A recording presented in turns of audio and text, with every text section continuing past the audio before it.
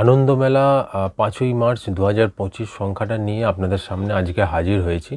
তো এই প্রত্যেক আনন্দমেলা সংখ্যাটাই আমি আপনাদের সামনে নিয়ে হাজির হচ্ছি। যারা এর আগেও আমার চ্যানেল দেখেছেন, সাবস্ক্রাইব করেছেন এবং নিয়মিত দেখছেন তারা তো জানেনই। যারা প্রথম ক্লিক করলেন ছবিটা দেখে, তাদের বলবো যে প্রত্যেক মাসে আনন্দমেলা দুটো করে বেরোয়, একটা ৫ তারিখ এবং ২০ তারিখ। ২০ টাকা করে দাম যাচ্ছে এবং আনন্দবাজার পাবলিকেশনসের পত্রিকা এটি। যদি আপনি পত্রিকা ভালোবেসে থাকেন, আনন্দমেলা ভালোবাসেন, তাহলে এই চ্যানেলে আপনি সাবস্ক্রাইব করে রাখলেই নিয়মিত যে আনন্দমেলা সংখ্যাটা বেরোবে সেটার রিভিউ আমি আপনাদের সামনে নিয়ে আসব। তাহলে আপনারা দেখতে পাবেন যে কি দিয়েছে না দিয়েছে, কীভাবে সাজানো রয়েছে প্রত্যেক সংখ্যাগুলো। যাতে আপনার যদি পছন্দ হয় আপনি অবশ্যই একটা সংগ্রহ করতে পারেন কাছাকাছি দোকান থেকে। তো ম্যাগাজিনসের ওপরে রিভিউ আমি নিয়ে আসি, বিভিন্ন রকম জনপ্রিয় ম্যাগাজিনস যেগুলো চলছে বর্তমানে, সেগুলো আপনাদের সামনে নিয়ে আমি হাজির হচ্ছি, যার মধ্যে আনন্দমেলাটাও অন্যতম।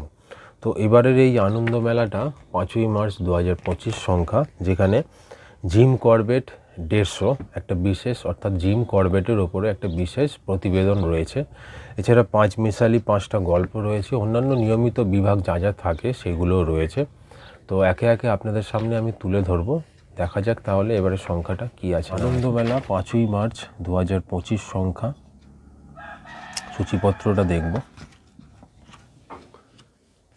সূচিপত্রের মধ্যে প্রচ্ছদ কাহিনী বিভাগে জিম করবেট ১৫০ ওনার সম্বন্ধে লিখেছেন যুধাজিৎ দাশগুপ্ত।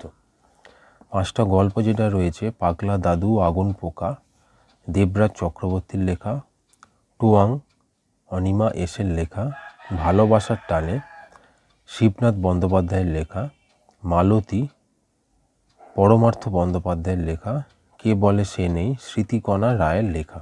5টা গল্প রয়েছে এবারে।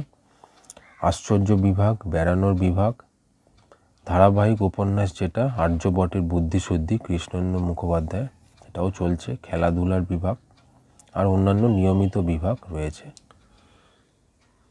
প্রচ্ছদ কাহিনীর মধ্যে জিম করবেট ১৫০ লিখেছেন যুধাজিৎ দাশগুপ্ত। পাগলা দাদু ও আগুন পোকা দেবরাজ চক্রবর্তীর লেখা, এটি প্রথম গল্প। দ্বিতীয় গল্প যেটি, সেটা হচ্ছে টোয়াং অনিমা এসের লেখা। ধারাবাহিক উপন্যাস ৭ নম্বর পর্ব আর্যভট্টের বুদ্ধিশুদ্ধি কৃষ্ণেন্দু মুখোপাধ্যায়।